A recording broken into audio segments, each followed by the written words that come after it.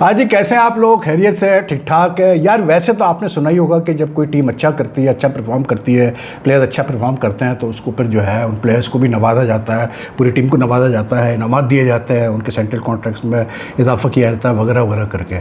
लेकिन यहाँ तो भाई अनोखा हो रहा है पाकिस्तान क्रिकेट में, और अनोखा होने जा रहा है बल्कि मैं ये कहूँगा, इसलिए क्योंकि अब जो बजट अभी रिसेंटली अप्रूव हुआ कोई 18.30 बिलियन का, जो बोर्ड ऑफ गवर्नर्स ने अप्रूव किया, उसमें जो जी सेंट्रल कॉन्ट्रैक्ट्स में 37% का इजाफा किया गया है for the players, men's players जिनको सेंट्रल कॉन्ट्रैक्ट दिए जाएंगे। और ना सिर्फ मतलब ये, बल्कि पिछले साल 25 प्लेयर्स को सेंट्रल कॉन्ट्रैक्ट मिले थे, तो अब इस साल जो है वो तकरीबन कोई 30 प्लेयर्स को सेंट्रल कॉन्ट्रैक्ट दिए जाएंगे। और वो इसलिए क्योंकि पाकिस्तान टीम ने जो है पिछले 12 महीने में इतना अच्छा परफॉर्म किया है और इतना आला परफॉर्म किया है कि जाहिर सी बात है 37% का इंक्रीज़ तो बनता है भाई उनके सेंट्रल कॉन्ट्रैक्ट्स में। इन कॉन्ट्रास्ट जो ग्रास रूट लेवल क्रिकेट होती है, जो डोमेस्टिक क्रिकेट आपकी होती है, जहाँ से आप प्लेयर्स पैदा करते हैं, जहाँ आपको प्लेयर्स को इनकरेज करना है, जहाँ आपको उस लेवल पे उन प्लेयर्स को लेके आना है कि उनको फील है इंटरनेशनल क्रिकेट की फैसिलिटीज़ की, तो वहाँ पर जी जो है वो तकरीबन 34% जो है रिडक्शन किया गया है बजट में। ठीक है। और बजट जो है डोमेस्टिक क्रिकेट के लिए, जो डोमेस्टिक क्रिकेट के प्लेयर्स को, क्रिकेट के लिए तो नहीं लेकिन जो डोमेस्टिक क्रिकेट के प्लेयर्स को जो कॉन्ट्रैक्ट दिए जाएंगे, उसमें तकरीबन 34% की जो कटौती हुई है। 684 मिलियन से वो मतलब जो है अब 4.5 मिलियन रुपीज़ कर दिया गया है। इस तरह क्रिकेट चलाई जा रही है भाई पाकिस्तान में। पाकिस्तान क्रिकेट बोर्ड इस तरह से क्रिकेट चला रहा है। मैं तो वाकई अफसोस करता हूँ कि मैं यहाँ कराची में बैठा था, काश के मतलब आज लाहौर में प्रेस कॉन्फ्रेंस की पाकिस्तान क्रिकेट बोर्ड के CEO सुमैर अहमद साहब ने, और जो डोमेस्टिक क्रिकेट के हेड हैं खुर्रम न्याजी साहब ने, काश के मैं लाहौर में होता तो मैं ज़रूर उनसे बड़े, मेरे पास सवालात थे करने के लिए उनके लिए उनसे, इसलिए क्योंकि यार ये कोई बात हुई। जो पाकिस्तान टीम बांग्लादेश से एट होम 2-0 हार जाए टेस्ट सीरीज, जो पाकिस्तान टीम वेस्ट इंडीज़ से स्पिन पिच बना के टेस्ट मैच हार जाए एट होम, जो पाकिस्तान टीम यानी कि न्यूजीलैंड जाके 4-1 हारे, जो पाकिस्तान टीम ICC के 2 नॉकआउट इवेंट्स में T20 world cup last year और अभी इस साल चैंपियंस ट्रॉफी, वो भी घर पे, ठीक है, यानी कि फर्स्ट राउंड से आगे नहीं बढ़ पाए, जो टीम USA से हार रही हो, ठीक है, आप उनके किस बात पे आप उनके प्लेयर्स को नवाजा जा रहा है भाई? ये प्लेयर्स को नवाजा जा रहा है, क्या इन प्लेयर्स ने ऐसा कमाल किया है? जो पाकिस्तान क्रिकेट बोर्ड की क्या सोच है कि आप रिवॉर्ड कर रहे हैं प्लेयर्स को, मतलब बजाय उनके कि उनको डिमोट करने के, उनको एक मैसेज भेजने के कि भाई आपकी परफॉर्मेंस अप टू डेट नहीं है, इसलिए आपको तो जो है हम कुछ नहीं दे रहे। यहाँ उल्टा 37% इजाफा किया जा रहा है उनके सेंट्रल कॉन्ट्रैक्ट में, और सेंट्रल कॉन्ट्रैक्ट बढ़ाए जा रहे हैं। इस तरह से जो है ये पाकिस्तान क्रिकेट बोर्ड क्रिकेट को आगे लेके चल रही है। आप अंदाज़ा करें इससे यार कि मतलब ये क्या हो रहा है। और डोमेस्टिक क्रिकेट जो सबसे इंपॉर्टेंट चीज़ होती है, उसको यानी कि ये इंपॉर्टेंस ये दे रहे हैं कि डोमेस्टिक क्रिकेट में बढ़ाने के बजाय कम कर दिया गया। तो मतलब क्या आदमी बोले यार, किस तरह क्रिकेट चल रही है पाकिस्तान में, मेरी तो समझ में नहीं आ रहा। अब आप देखें ना यार, अब आज जो सुमैर अहमद सर ने प्रेस कॉन्फ्रेंस की, फरमाते हैं कि जी वो वेस्ट इंडीज़ से, हमारी वेस्ट इंडीज़ बोर्ड से अभी हमारी नेगोशिएशन जारी हैं, हमारी डिस्कशन जारी हैं कि जो वनडेज़ हैं वेस्ट इंडीज़ में, पाकिस्तान ने अभी जो वेस्ट इंडीज़ जाना है और वहाँ पर 3 मतलब T20 इंटरनेशनल्स खेलने हैं फ्लोरिडा में, और फिर 3 वनडे खेलने हैं ट्रिनिडाड में, तो वो वनडेज़ को ड्रॉप करके मतलब T20 सीरीज़ को लंबी कर दी जाए, क्योंकि हमने प्रिपरेशन करनी थी T20 वर्ल्ड कप। ये T20 वर्ल्ड कप नहीं हो गया, एक अदाब बन गया है पाकिस्तान क्रिकेट के लिए भाई, साफ सीधी बात है।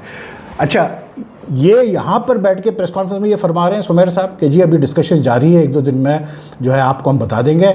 और दूसरी तरफ वेस्ट इंडीज़ क्रिकेट बोर्ड जो है वहाँ टिकट सेल उन्होंने स्टार्ट कर दी है फॉर T20 एंड वनडेज़, यानी उन्होंने वनडेज़ के लिए वो टिकट सेल कर रहे हैं वो, और टिकट सेल भी वो ऐसी कर रहे हैं कि वो उसको उन्होंने प्रमोशनल ऐसा रखा हुआ है कि टिकटें ज़्यादा बिके तो उन्होंने एक टिकट पर एक फ्री टिकट रखा हुआ है, ठीक है, उन्होंने ये काम शुरू कर दिया। और यहाँ पर ये हमें फरमा रहे हैं, हमें कह रहे हैं कि जी अभी हमारी डिस्कशन चल रही है। मतलब ये क्या मजाक है यार, ये किस लेवल की ये लोग गवर्नेंस कर रहे हैं भाई, मेरी तो समझ में नहीं आता कि ये मतलब किस किस्म की ये चीज़ें हो रही है पाकिस्तान क्रिकेट बोर्ड के अंदर। और फिर दूसरा वही वाली बात है, सीधी बात मैं करता हूँ, मोहसिन नकवी साहब जो क्रिकेट बोर्ड को हेड करते हैं, वो इंटीरियर मिनिस्टर है, जो कि बहुत इंपॉर्टेंट पोजीशन है पाकिस्तान में, पाकिस्तान गवर्नमेंट में, ठीक है। वो कल भी कराची में थे, मतलब as interior minister he spent a very busy day in Karachi. I mean, आप why do we necessarily have to have chairman of the board who also holds such a, मतलब क्या इसको बोलते हैं, important post position in the Pakistan government, बहुत important position है interior minister की, क्यों? I mean can we really imagine कि वो मतलब बंदा जो है वो टाइम दे पा रहा होगा क्रिकेट को जिस तरह देनी चाहिए? ऑब्वियसली बात है, वो फिर दूसरों के कहने पे चल रहा होगा, दूसरों की एडवाइस पे चल रहा होगा, जो उसकी समझ में आ रहा होगा वो उस पर चल रहा होगा। लेकिन उसका नतीजा क्या निकल रहा है? उसका नतीजा ये निकल रहा है, ये जो मजाक बन रहा है पाकिस्तान क्रिकेट के अंदर, ये जो अजीब अजीब किस्म के डिसीजन लिए जा रहे हैं। मतलब यार एक लिमिट होती है हर चीज़ की। अब मुझे बताया ये जो बजट में जो बजट, अच्छा इसमें जो है ना, ये भी मैं आपको बता दूँ, मज़े की बात यह है कि 1.173.49 मिलियंस का बजट अप्रूव किया है बोर्ड ऑफ गवर्नर्स ने for the central contracts to, मतलब मार्क 37% इंक्रीज इन पेमेंट। सोचें आप ज़रा, ठीक है। अब आप आए नीचे जी,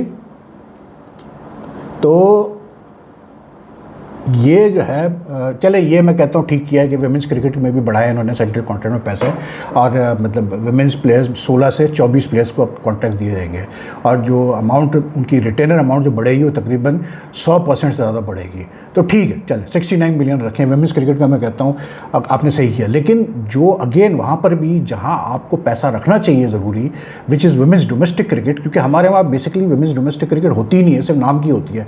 वहाँ आपने जो है सिर्फ 4% का इंक्रीज़ किया है डोमेस्टिक क्रिकेट में। तो बहरहाल क्या कह सकते हैं।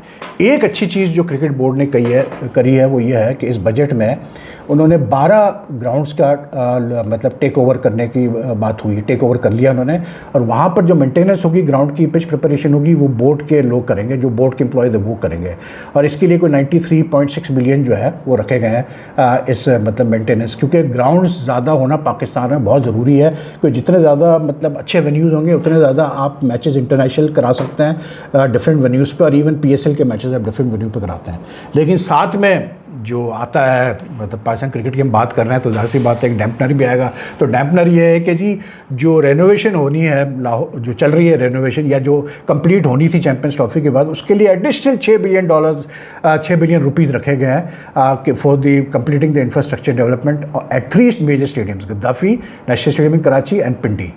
ऑलरेडी 18 बिलियन खर्च कर चुके हैं ये इसके रेनोवेशन पे, यानी कि 24 बिलियन तक जाएगी बात। मुझे बताओ क्या पाकिस्तान क्रिकेट बोर्ड इतना पैसा अफोर्ड कर सकता है इन चीज़ों के ऊपर, कि मतलब 24 बिलियन आप खर्चा करेंगे सिर्फ इंफ्रास्ट्रक्चर इंप्रूव करने के लिए। और वो इंफ्रास्ट्रक्चर जो इंप्रूव हुआ है, मतलब इक्का दुक्का सिवाय गद्दाफी स्टेडियम में कि जी वो मतलब एक बिल्डिंग बना दी गई, नहीं मतलब ऑफिसेज बना दिए गए हैं, VIP बॉक्सेस बना दिए गए हैं। उसी तरह कराची में एक नई बिल्डिंग बना दी गई, उसके अलावा आपको कुछ नज़र नहीं आ रहा। थोड़े से इंक्लोजर्स को ऐसा कर दिया है कि व्यू अच्छा मिलता है गद्दाफी में, वो भी सिर्फ गद्दाफी में हुआ है, कराची में नहीं हुआ है। तो इस तरह से भाई क्रिकेट ये चला रहे हैं। तो आप खुद ही सोच लें फिर क्रिकेट, मैं तो कल भी बड़ा मैंने इसके ऊपर बात की थी कि भाई ये तरीका नहीं होता क्रिकेट चलाने का। कल जिस तरह से इन्होंने डोमेस्टिक, आज वो डोमेस्टिक क्रिकेट की बात करने के लिए प्रेस कॉन्फ्रेंस हुई थी। अच्छा, प्रेस कॉन्फ्रेंस भी ना कोई अनाउंसमेंट वगैरह कुछ नहीं होती, मतलब although I am part of the WhatsApp group of the Pakistan cricket board, जो मीडिया ग्रुप है, कोई अनाउंसमेंट नहीं कि जी हम ये प्रेस कॉन्फ्रेंस करने जा रहे हैं, ये कर रहे हैं, वो कर रहे हैं, कि आदमी पहले से बोले कि चलो यार सवालत ही भेज दो इनको कि इसका ये जवाब दे दे। कुछ नहीं, मतलब बस आज पता चला कि जी वो तो प्रेस कॉन्फ्रेंस हो गई वहाँ पर। बाकी आज टीम अनाउंस हुई है जी, मतलब उसके लिए बांग्लादेश टूर के लिए, तो सिर्फ बांग्लादेश के लिए अनाउंस की है। मतलब एक चीज़ जो मुझे उसमें सबसे ज़्यादा ऑब्वियसली बात है, because Shadab is not available, he is had a shoulder injury, Haris Rauf injured हो गया, उसको कोई हैमस्ट्रिंग या ग्रोइंग का प्रॉब्लम हो गया, USA मेजर लीग में खेलते हैं, वो अवेलेबल नहीं है। मोहम्मद वसीम जूनियर और वो नसीम शाह भी पूरी तरह फिट नहीं है, तो ये चारों नहीं है, ठीक है। तो इनकी जगह जाहिर सी बात है, क्योंकि ये मेन प्लेयर्स नहीं है तो इनकी जगह दूसरे प्लेयर्स आने थे, तो 2 अनकैप प्लेयर्स रखे हैं इन्होंने। एक दानियाल अहमद रखा है, फास्ट बॉलर है लाहौर कलंदर्स का, और एक वो अपना दूसरा भी लाहौर कलंदर्स का ही फास्ट बॉलर है, वो जो लेफ्ट आर्म पेसर था सलमान मिर्ज़ा, जिसने कुछ मैचेस में अच्छी बॉलिंग की for Lahore Qalandars when they one the PSL title few months back, ठीक है।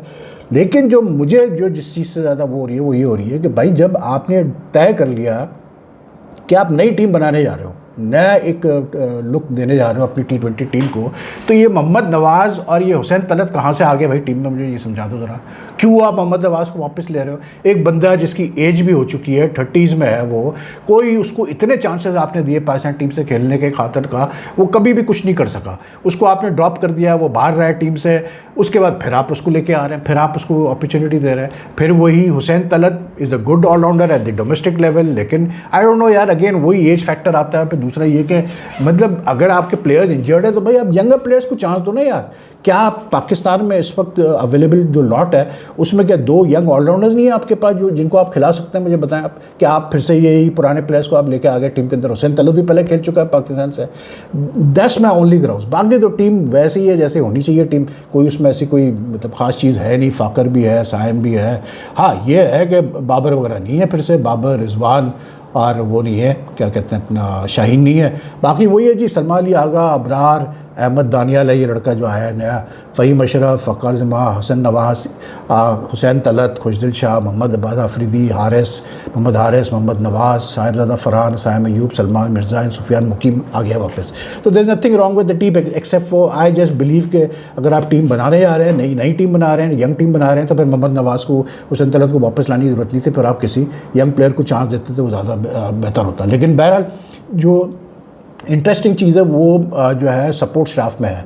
Again without any announcement Shane McDermott इसको फील्डिंग कोच बना दिया गया है और फिर ये ग्रांट लूडन पहले भी रहा है, इसको as strength and conditioning coach ही लेके आ गया टीम में। कोई अनाउंसमेंट नहीं होती, कोई ऑफिशियल कुछ नहीं होता कि भाई क्या है। जिस दिन टीम अनाउंस होती है उस दिन पता चलता है कि जी ये अब सपोर्ट स्टाफ में चेंज हो गया, हमें ये हाल है। अब इस सारे लाइनअप में जहाँ आपने एशले नॉफ्के रखा हुआ है bowling coach, mic Hesson head coach है, ये अब मैकडॉर्मेट फील्डिंग कोच आ गया, क्लेफ डीकन जो है वो फिजियोथेरेपिस्ट है, लोडन जो है वो स्ट्रेंथ एंड कंडीशनिंग कोच है। उसमें कोई मुझे बताइए कि हनीफ मलिक का क्या काम है एज बैटिंग कोच, मुझे ज़रा समझा दें। Hanif Malik was a good domestic player, उसने बाकी बाद में कोचिंग, उसने क्रेडेंशियल्स भी अपने इंप्रूव किए, टीम्स के साथ रहा है, सब कुछ रहा है, अच्छा प्लेयर था। I am not saying he was not a good player, लेकिन इन सच ए हैवी लाइनअप, मतलब आप मोहम्मद यूसुफ ने अभी जो रिज़ाइन किया बैटिंग कोच, उसके बाद Hanif Malik I mean you know रहा ये टीम के साथ पहले भी, अभी बांग्लादेश होम सीरीज़ में भी था, लेकिन इट मेक्स नो सेंस यार। आपके पास कोई और नहीं है प्लेयर जो कि मतलब ज़्यादा आपको लगता है क्वालिफाइड है कि पाकिस्तान टीम में काम कर सकें। लेकिन बहरहाल वही होगा भाई, किसी के मंजूर नज़र होंगे तो वो आ गए। बाकी वो इर्तज़ा कमाल एक मतलब फ़ीमेल पुलिस ऑफिसर है जो भी है, वो फिर से वापस आ गई है पास एंड सिक्योरिटी मैनेजर। तो जो सपोर्ट स्टाफ है वो उतना ही है तकरीबन जितना समझ लीजिए कि आप प्लेयर्स हैं जो बांग्लादेश आ रहे हैं। क्या कह सकते हैं, आजकल तो ऐसी सिलसिला चल रहा है। बाकी यार और क्या है, बाकी और ये अपना व्यान मल्डर साहब ने बड़ा ज़बरदस्त स्टेटमेंट दिया भाई। वो फरमाते हैं, मतलब मुझे हंसी भी आ रही है कि यार ये क्या क्या बातें ये कर रहे हैं।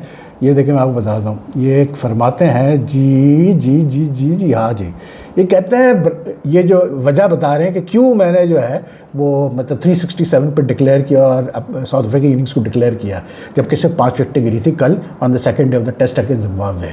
तो ये कहते हैं कि जी Brian Lara is a legend, a record like that belongs to someone of his stature. If I ever get the chance again, I'll do the same. I even told the coach some records are meant to stay with legends and Lara is one of them. Okay जी, अब आगे जाए जी।